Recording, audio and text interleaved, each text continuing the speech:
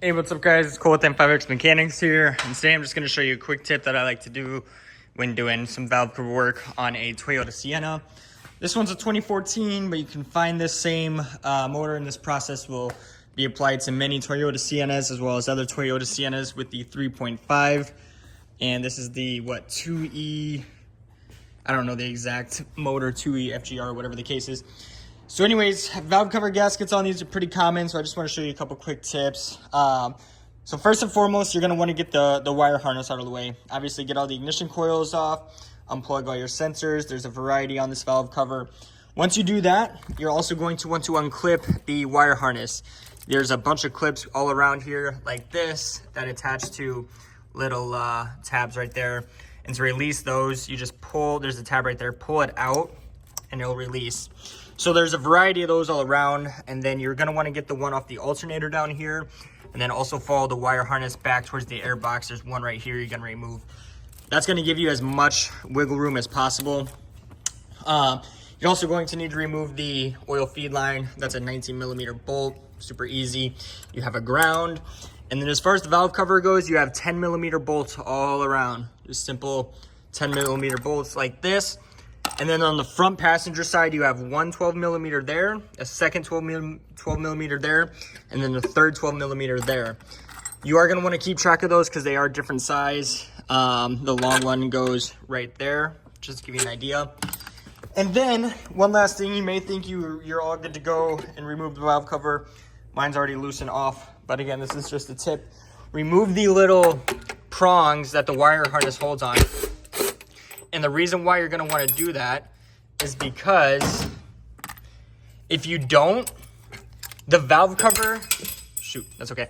The valve cover is going to be getting caught. You know, these little tabs are going to catch on the wire harness, and it's not going to allow you to provide or to slip in the wire harness as easy as it should.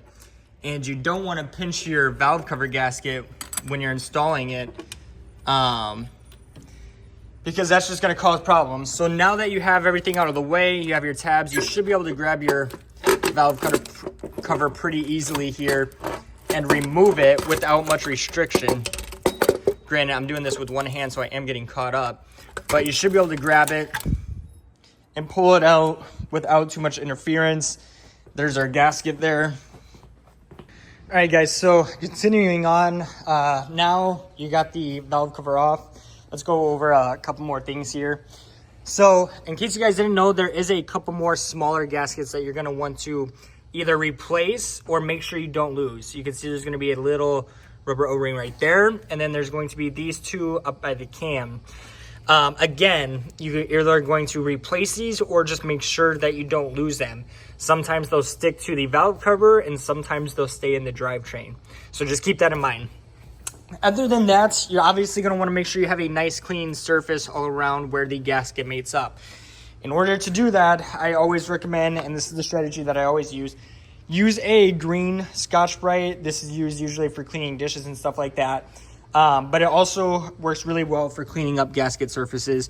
The reason why is because it's rough enough to remove, dirt and grime and silicone and stuff like that, but it's not rough enough to scratch or damage the surface.